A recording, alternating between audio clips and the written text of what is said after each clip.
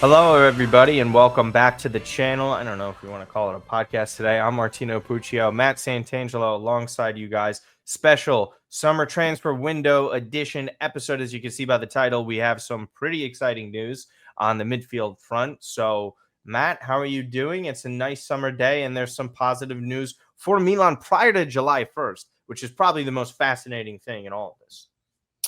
Doing pretty well. Looks like we're going to have not one, but two new midfielders for Milan.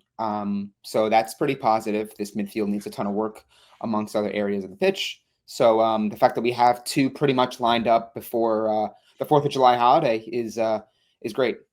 Yes. So we're going to get into both of these players, one of which was already confirmed by Igliatare. And then obviously this one was just confirmed this morning by all the top journalists. So we'll just hop right into that one. So Milan are going to be signing Samuele Ricci. This one was really interesting, and it looked like this was a deal that was sort of transpiring for quite some time. Then it got really quiet out of nowhere, which all the cynical Milan fans were led to believe that this deal was dead in the water. I think not even just the cynical Milan fans. I think every Milan fan, because I think it's like a little unfair to call everyone cynical when that's just the reality of the situation. But Milan get this deal done, and this was pretty interesting. The timeline was for months, Matteo Moretto was reporting about how Milan are looking to aim to sign Ricci as their main signing or their first signing for the midfield this summer window. Then we kind of didn't hear much about it. We heard Xhaka, Yashari, obviously Modric, who we'll get into. Era. And yeah, exactly. Guerrera, even Frankesi name has circled around a bit recently. But then Matteo Moretto, Matt, essentially puts out a tweet that says Milan can get this deal done in 10 minutes if they want to. And it was very interesting because you and I had the same thought. It's like, that's not a flex to not have signed a player and brag about that you could do it instantly. Why are we saying this? And it just seemed like more potty mouth coming from Milan. And then you wake up the next day and they're saying it's down to the final steps. And the fee, as you can see here at the bottom, is going to be totaling 25 million euro for Samuele Ricci to Milan. Matt, give the quick summary of what you think of this deal. Sure. So Samuele Ricci to Milan is a great deal for Milan for the money. The fee is 23 million fixed, 2 million in additional bonuses. So that's going to bring it to that 25 million number, which is a number that Milan have shown to be very comfortable spending. Player's 23 years old. He's had 5 top flight seasons. But split between Torino and I believe a little bit of Empoli. So this is a player that has accrued a ton of experience. He had recently gained over 100 appearances for Torino last season. He captained the club. This is a player that for the money, for the wages, which reportedly look to be in that low to 2 million per season, is a great financial move for Milan, but it's also a player that's going to give you an immediate upgrade, someone that Max Allegri can utilize in multiple roles within his 3-man midfield. So this is a great move for Milan, and I won't see anybody telling me otherwise. Yeah, absolutely. I think a lot of the reason where I was clamoring for it, there were so many tweets I had to go back and find, where it was a signing that I thought had been perfect, and you and I had even discussed.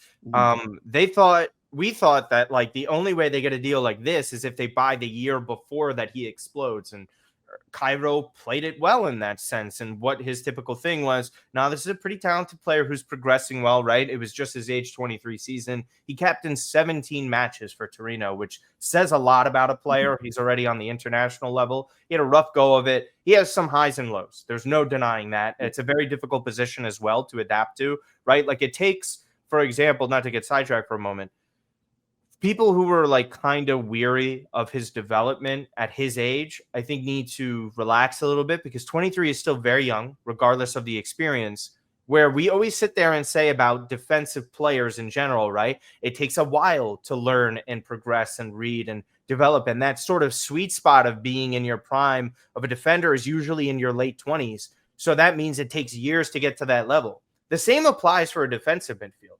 You're essentially playing a defensive role in a much more difficult position that has much more instances and scenarios in which you're going to have to be covering, defending, winning the ball back, distributing the ball. There's so much more to that position than, no offense, to the center back spot.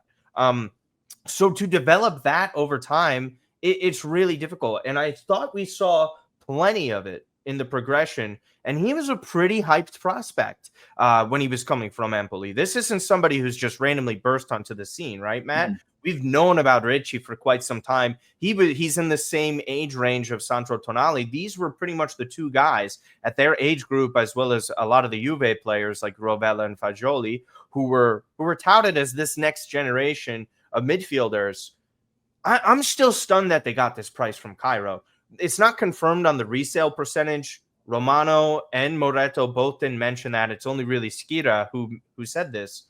I mean, 25 just with the bonuses, Matt. I never thought there was a world in which Milan were able to get it under 30, and I thought it would have ballooned up to 35. I am more than happy with the price. Forget about what the player will bring.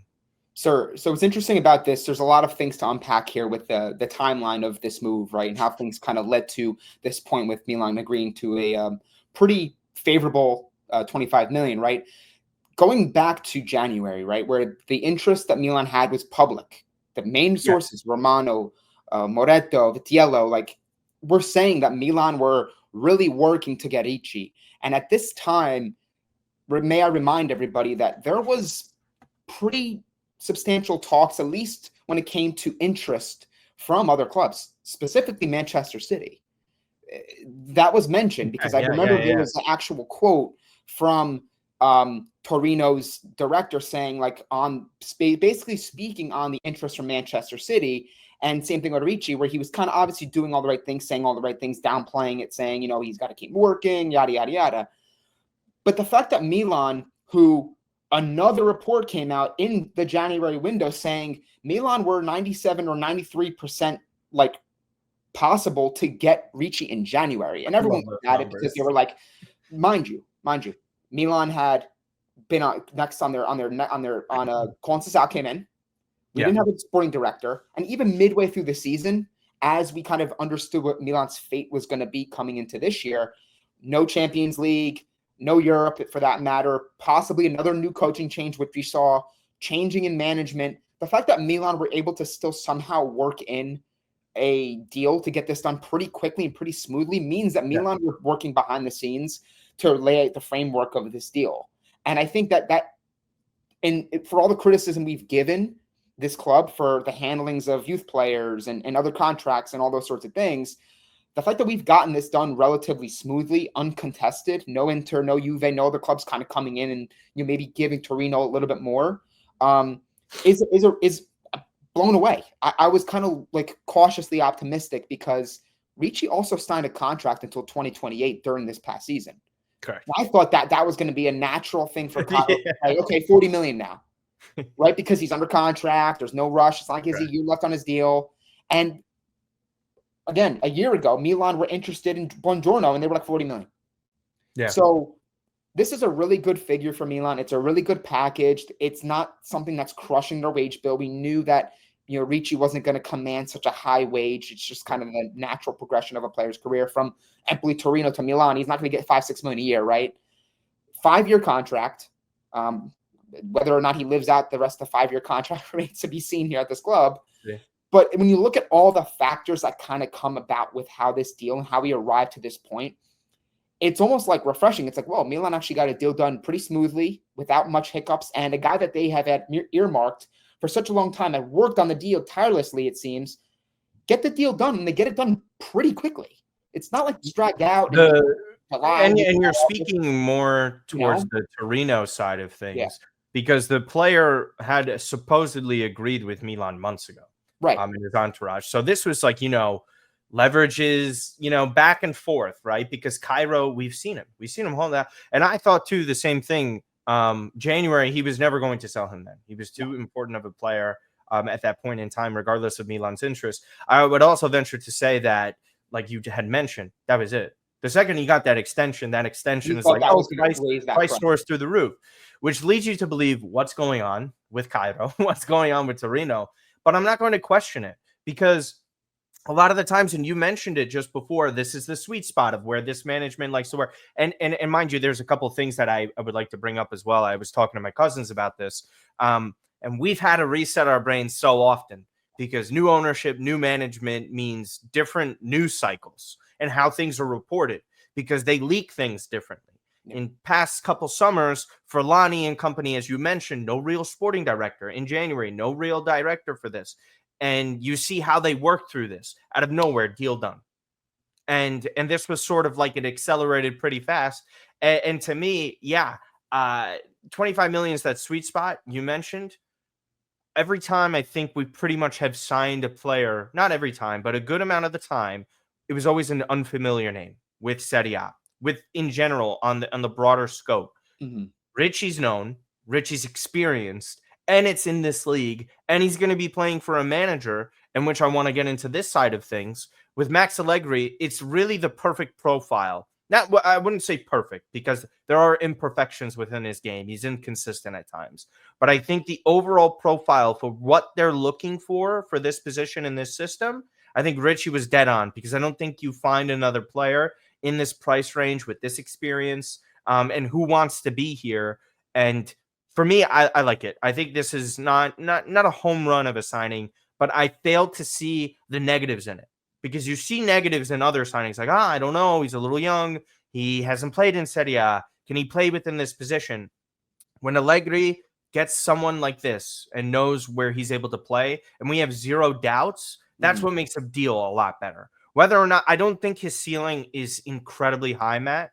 I think this is just going to be a really good, above average Serie A player for many years to come. And I think that's the most important thing for Milan, is having that stability for years. And I know, blah, blah, blah, people will be like, oh, well, ownership sale, this and that. Listen, man, the amount of years that he signed on for, he's probably not going to be here under the same ownership. There's probably a different ownership by that time at the end of the Mhm. deal. Realistically, I'm not getting anyone's hopes up, I promise.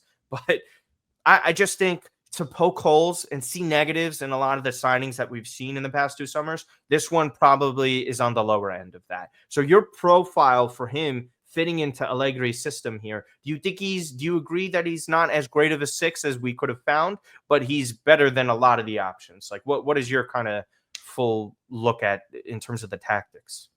Yeah, so I mean, I think that we're expecting to see a three-man midfield.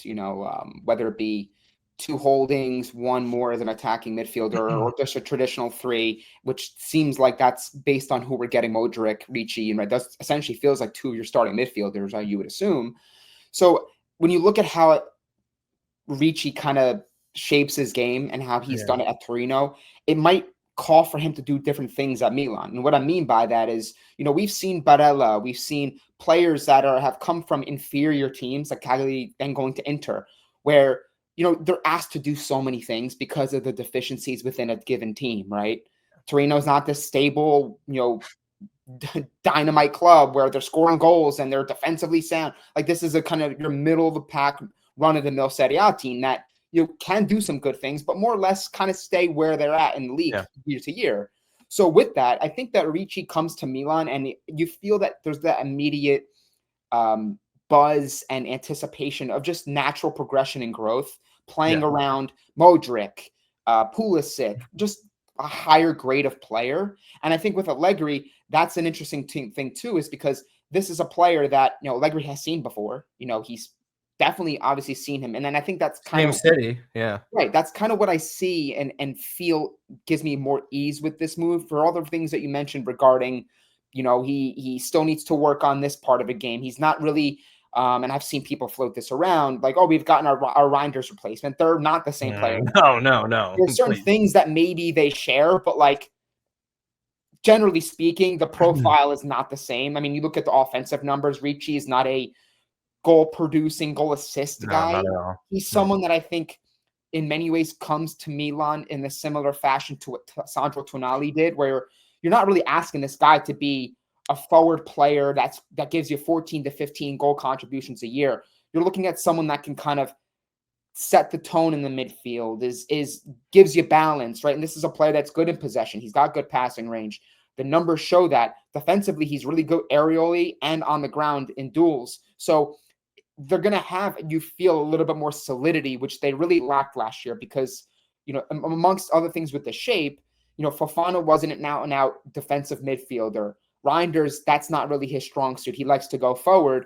So if you're throwing a player like Ricci here, who is physical, I think has the intelligence as well, which I think is a very underrated part of his game. Yeah. In how he reads certain things, knowing when to carry, knowing when to kind of circulate the ball, keep things going, which I think is going to be very important under Allegri, who really emphasizes strictness in possession and like keeping the ball and making sure that they're picking out the right plays and they're not doing things to lose possession, if you follow what I'm saying. So Mm-hmm. I think that Ricci's going to bring a little bit of flavor to every area of the midfield. Yeah. He can run forward. He's got a good engine. He can retain. He's good with both feet. He's got the wherewithal, intelligence, all those sorts of things. So again, put everything into the pot, the experience in the league, Italian, which I think is something that makes me even happier, is that we're getting an Italy national who's going to be representing Milan, and he's also going to be at the heart of this new Italy. Like we haven't had that in a while. Gattuso just got a new favorite player, right? So it's like it's going to be easy to be excited about Ricci, and before people start making these sort of comparisons to Sandro Tonali, because we know that's going to come. Young Italian midfielder, more of the defensive mind mold, that sort of thing. Just enjoy him. Like, we're not saying Ricci's going to be Sandro Tonali. Sandro Tonali, as you've seen with his tenure in Milan and in recent years with Newcastle, he's not at that level yet. But with Ricci, with more experience, a couple years under his belt, better club, you hope better coaching system, coaching environment, and just the natural hunger and growth to achieve things at Milan, that he will grow into a player that is of premium quality. So I can't be mad at this deal at all. This is a player that I was, again, cautiously optimistic. I thought, okay, what's the catch here? Why are we so quick to get this deal done? Why are all the reports saying that Milan is in pole position and they're going to get this deal done? Something has to give. Something's going to break down, and Milan's going to lose this player. Yeah, they got him now very early. And we've laid out all the figures and the financial outlay for this deal. Again, I feel very good about this one. So this feels like a really good move for Milan. Isn't it funny how the CEO said sporting director wasn't that important? It's just funny to me. It's just funny. Look how the business moves. Oh, not a coincidence, right? Please sign the manager immediately. Get in, make quick moves, big sales. We'll see what ends up happening there. But again, I think Ricci in general, just as a player profile, as you mentioned, some things that are very interesting. A lot of people don't look into the reference side of things and statistics because people hate that kind of stuff. I know you love baseball the same way I do. And one of the best things about baseball references, what it does is it takes in the stats of all players, right? So, for example, imagine Juan Soto, for example, and you know how it goes on Baseball Reference, because it's going to lean into Football Reference with Ricci here, and I think it'll excite some people. They compare statistics between multiple players in similar positions, and they get the player comparisons out for where they actually line up. Like Juan Soto is actually like Ted Williams historically, because their numbers across the board are very similar through this age. And it's like, oh my God, that makes a lot of sense because he's so good. For Samuele Ricci, some of the names that he's actually similar to will kind of get you excited. And the number 2 in the list, number 1 is obviously the one he lines up with most, but number 2 for the list, and I think you'll love this, is Lobotka of Napoli. So if you're thinking of or wanting to know of a similar player where he would line up with and has similar characteristics, it's actually Lobotka of Napoli, who is one of the better defensive midfielders, I think, in all of Europe, let alone Serie A. So to get that sort of comparison is very nice. I would only venture to say when people bring up negatives and they see a lot of the red in the percentiles of this player, I would like you to err on the side of caution, because a lot of that stuff is predicated on the system in which you play in, where you're seeing lack of progressive passes and numbers. Why is that? Because he plays for Torino. That's why. He's not going to have these astronomical numbers and figures, because that's not the way they play, Matt. You know this. Torino historically is this annoying Serie A side that is not willing to win matches. They're just there to stay in Serie A. Okay? If he was playing for Atalanta, for example, and there's a lack of progressive passes, you're like, okay, this guy might suck. Right. Because if we're not able to get progressive passes or carries in that system, you're going to struggle. So in general, I love this signing by Milan. I'm very happy about it. Fee, nationality, and just player profile in total, can't complain. The one thing, too, I just want to add as well is it's interesting because if let's assume for a second, right, Modric is going to start, right? He's going to be a starting player. He may not start every game, but match day 1, you would expect Modric, given if he is healthy and ready to go, he starts, right? He's one of your 3 midfielders. Then Ricci's maybe your second, right? Just going based off the amount spent, the fact that they brought these 2 in first, right? So if they do make any other changes, maybe that other player still has to kind of integrate. It's going to be interesting to see how Allegri plans to utilize some of his midfielders, because Milan are missing that offensive component that Tijani Reinders offered. And if they're not going to go with like a true number 10, for example, based on the personnel they have, does that mean Ricci plays and is called to do a little bit more work further forward? I think that's is it maybe Jashari if that deal gets done? I think we're forgetting one more player. Not to cut you off. It's Fofana. Fofana is going to be the one playing a bigger role. We saw how much better he was when he was closer to goal. He had a lot of assists in the Champions League, and he was able to make that final pass to several players in that final. He had 6 assists, I believe, in a down year, and he was poor last year. It's just he's not a prototypical like offensive like number 10 type player. Like I think he's just your modern midfielder footballer who does a little bit of everything. That's going to be interesting to see, right? And I think for that reason, this is my final point on the midfield, because I think everything kind of goes hand in hand, is maybe that goes hand in hand with why Tare did publicly say they are looking for a proper striker, someone who could come into the midfield. He literally said Giroud was the comparison. But if they're not going to play with a true number 10, they're going to need someone to come in and support and to link play. No, 100%. So I was just saying, it's going to be interesting to see what we do the rest of the way, and ultimately how that sort of dictates maybe what we can see from this team and the Allegri system going into the season. Yeah, and that's why I was just sort of bringing it up when Tade mentioned it in the interview. He literally mentioned Giroud, who is also back in Europe, by the way. He's with Lille now. Just real quick before we move on to Modric, I do find the striker conversation very interesting, and those comments by him and some of the other reports that we've been seeing by Luka Modric in particular. Just really quick, because I find it so fascinating in the way that was worded by Tare and what the reports are. And I had brought this up to Donamuja, if anybody knows him via Twitter, because he suddenly forgot his password again for the 12th account. For me, I try and connect the dots sometimes, and that's really difficult because Italian journalists and directors speak in riddles. So there's a lot of bullshit that comes out of their mouth. A lot of fluff. Yeah. For Tade to bring up someone that is Giroud, and then Luka Modric's report was, and he said long shot on Yurikis, right? Which I don't, obviously, no one here thinks that's going to happen. If Yurikis came, I think that's the most shocking signing since Bonucci. I think that's unequivocally the truth at this point. It would be stunning, right? Just contextually. What he was saying was Milan's top signing of the summer would be the striker position. And I think I might have mentioned this to you. If Yashadi gets done, and we'll speak about that midweek, guys, around a figure of 35 million, right? Including bonuses or whatever percentage of a resale. That leads you to believe what, Matt? That they're going to have to be paying at least 40 million for a striker this summer, which leads you to 2 things. 1, they're actually going to do that. 2, who actually fits that profile? And link it up with the Giroud side of things. It leads me to one player and one player only.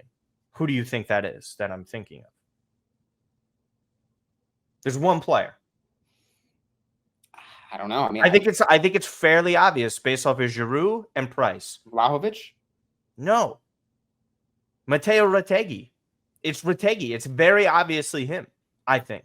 And I'm not saying it's going to happen. I don't think they're going to spend this money. It just seems like the price 50. I don't know.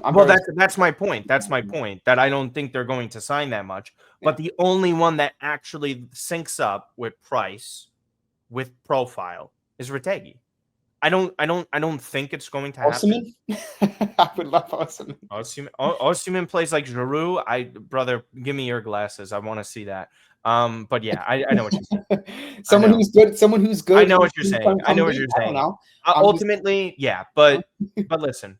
I don't think that ends up happening. No. We'll see where they go with the striker position because we know Camarda is going to Lecce and Jovic is going to be on his way out. There's no Tammy. So we'll get into that in another time. But very much like Samuele Ricci, this is a signing I've wanted probably my whole life, adult life, is Luka Modric to Milan. We get him at 40. We've made jokes for years that that's the only way he would come to Milan. It is the way that he's coming to Milan. Tade confirms it in an interview. We know Modric wants to finish up with Real Madrid at the Club World Cup over here in the States. There's no downside. Also, I'm not sure if you saw the tweet recently. He played the most amount of matches this season ever in his career. And people are just like, retirement league. Real Madrid still found this player to be good enough to play him in the most matches. I don't even look at necessarily just the appearances. He played a lot of minutes too. Yes. And he played well. I saw plenty of Real Madrid. He was good this year. This is our best free kick and set piece guy on the team now. I'm gonna pull up while you're talking. I'm gonna pull up the numbers. So again, it's 1 year deal with a 1 year option. Milan are going to be paying around 4 million net per season. Don't care. This is a mega star. This is one of the greatest midfielders to ever grace the planet. He grew up a Milan fan. They're going to be added much needed experience in the outfield players that we have not seen for quite some time with this club, which was hugely lacking in recent years. Modric is a winner. He is one of the most impressive players, I think, that has ever existed in this sport. We like to praise Cristiano Ronaldo for his longevity, and rightfully so, Messi and many others. No one on this planet, for me, has aged better than what Luka Modric has, relative to the amount of respect that he gets. Matt, we have never seen a midfielder play at this level, at this age, for over a decade. This guy, to me, there are certain moments in a player's career where you're like, my goodness, what are we witnessing? This is truly one of the great ones. When Luka Modric chases down Messi in the knockout stages of the Champions League against PSG, the year that they won where Benzema went crazy. When I saw Modric chase him down at his ripe old age, and I know it's an old Messi, I was just sitting there saying to myself, I'm not sure I've ever seen anything like this. Respect to Iniesta, respect to Xavi, respect to Pirlo. All these guys never aged like this guy. They didn't. They quite simply didn't. And I am just exhilarated to get a player like this for Milan because it just means so much in so many different ways. And I think this really matters in the long run and short run for Milan. To bring someone in, as you mentioned, to help nurture players like Ricci and a few others, as well as just having someone to have on the pitch. Be a leader. I mean, he's Martino. Yeah, go for it. He had almost a dozen years at Real Madrid, give or take. He joined them in 2012, 2013. And I'm just going to read off some numbers, right? So the past 3 seasons, right? Mind you, this is a player that is turning 40, so I can give people the more deeper dive on, okay, well, yeah, have we seen a deep regression in his usage and availability and his overall presence within Real Madrid, right? The team that's the best in world football, right? Yeah. So 2021, 2022, he made 45 appearances, 3 goals, 12 assists. The following year, 52 appearances, 6 goals, 6 assists. 2023, 24, 46 appearances. And 2024, 2025, 60 with 4 goals and 9 assists. Now, obviously, you have to put into context that these players have been playing more games in recent years, right? There's more extra competitions. You're seeing the Club World Cup. But this past year, Martino, 2 goals, 6 assists. He played in 35 matches. He started 17 of them. So you can see where he, Real Madrid utilized the luxury of all their riches, right? They can give him a breather, rest him for the games that they really didn't need him. And then the big games, high leverage games, they bring him in and he made an impact. 1,819 minutes in just La Liga. Now, this is a team that always is a regular in the Champions League. We all know that. Champions League, 646 minutes. Appeared in 14 matches with 7 started, 3 assists. Copa del Rey.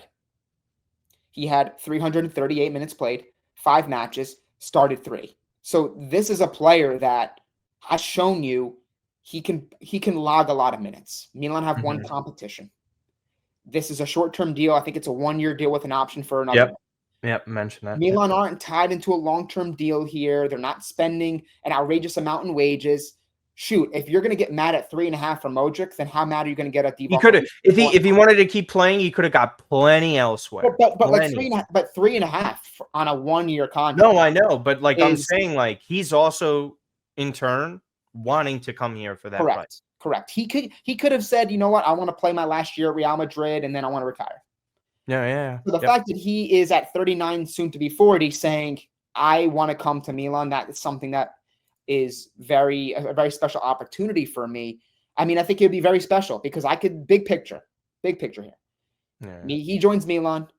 Milan, maybe not win the title. They get back into the Champions League. He's representing Milan in the Champions League the following year. However they do, he retires.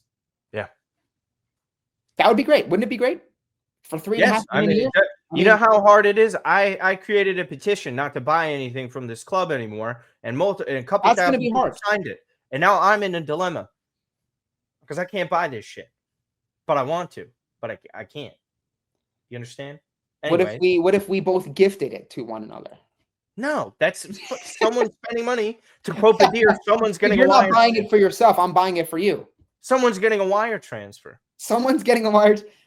All right, No, I'm not doing that. I'm not doing that. Wire transfer. I'm You not start to doing that. rationalize in your head, right? But anyways, there's zero downside to either midfield signing. Yeah, I think is the larger point here, and that's very important.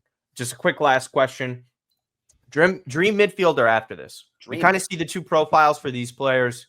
Mm-hmm. So, like overall profile, not just like player name. For me, I think you got two guarantees here, right? Ricci's more of a guarantee because Serie A experience, what he's been able to do. I think that's a guarantee on some level, right? Yeah. Modric. I mean, how many more guarantees do you get than that? I think this is where you go upside. I don't know, and again, this is because I know some people will ask in the comments, like, is it still possible for Xhaka and Yashadi? That I don't know. That I can't confirm. I can't tell you. I'm not fully sold on that. All signs point to no, but they're both negotiating for the same player. They're still negotiating for both players. Sorry, go ahead, real quick. Yeah, I mean, I think that all signs point they said 2 additional midfielders after Modric, which Ricci's one, and you'd assume another one. Based on other reports too, Ruben Loftus-Cheek is probably going to stay. Paul Bega. Who else we have in the midfield? Paul Bega's one. Musa getting strong interest. Bega, Musa, they're going to be gone. So you're probably going to have 5 midfielders. Right now, it's Fofana. It's what it's going to be into next season. We'll see with the Loftus-Cheek stuff. It'll be RLC, Modric, Fofana, Ricci, Bondo. And Bondo, that's right. And we'll see what the other midfielders. I don't envision 2 more. I don't envision 6 or 7 midfielders with this team. I think it really depends on the Loftus-Cheek situation. And again, I would say if it was a year in which they qualified for Europe, it would be a little bit different. They haven't. They're playing once a week. How many bodies could you realistically have? Because if they sign one more midfielder on top of all the names we just mentioned, that's 6 guys. That's still quite a few, even once a week. We'll see what ends up happening there. For me, I think you just go upside. I really like Xhaka. I think he would be tremendous fit here as well. Personally, I would just get rid of Loftus-Cheek. I would try for Yashadi and Xhaka. I'm almost thinking Martino, like, part of me saying, okay, Xhaka's age, what is he, 32, 33? 32. Right? The wages, I'm sure there's going to be accommodation there. Yeah. You know, it'll be fine. Yeah. Right? Fee, I'm like, do you need another, like, leader? Is Modric not enough? Because it's just 1 year with an option. So like realistically, it could be just this year. But like Xhaka wouldn't bring you anything else. I think he logs you more minutes. I think it's plenty of experience for big matches. Probably the more of the most defensive player we would have. I think I was watching a stream and they were talking about Tata Martino in this quote, and they were like, Tata, you have all these like really good players in this position, and you're gonna have a tough time like juggling who's playing or not.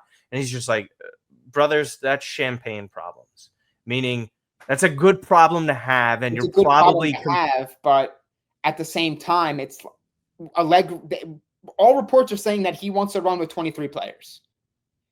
We're gonna have 6 to 7 midfielders.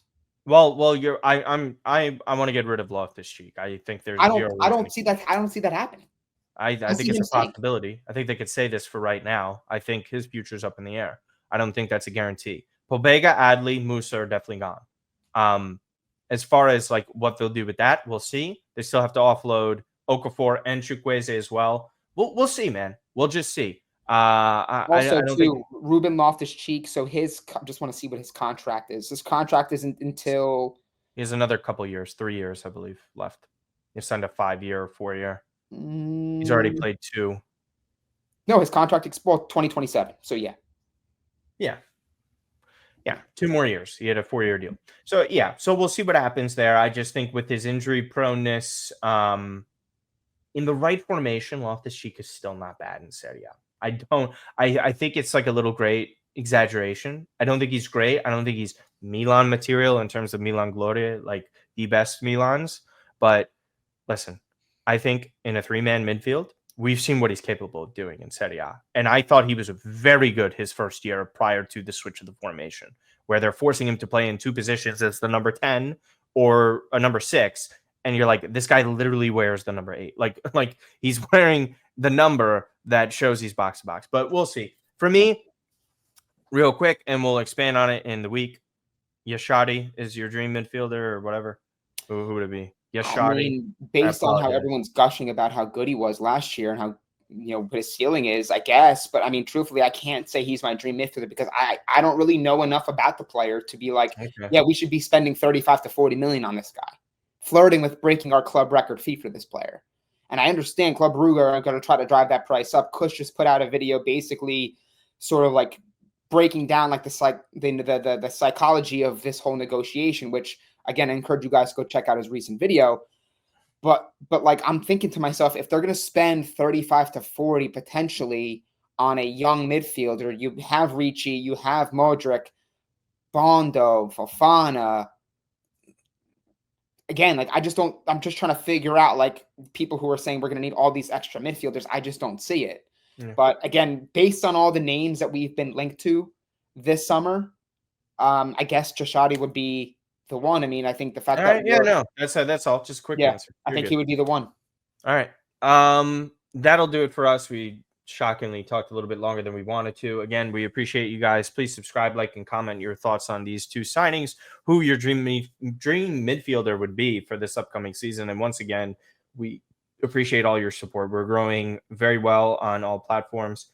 We appreciate every single one of you that support us and just hear us out on so many different topics and understand what we're saying most of the time, because we do get some people in the comments that kind of misunderstand what we're saying. Like, we just please ask you to just listen to the entire context of these episodes, so you don't mince words, because it's just the wrong thing to do. So we greatly appreciate that. Again, go and follow Matt everywhere at Matt_Santangelo, at AC Milan Bros. You can go and follow me at Martino Puccio, at Martino_Puccio on Instagram. Again, that Milan pod everywhere. Go find us on X, Instagram, and TikTok, and obviously over here. Other than that, we thank you guys so much. Take care.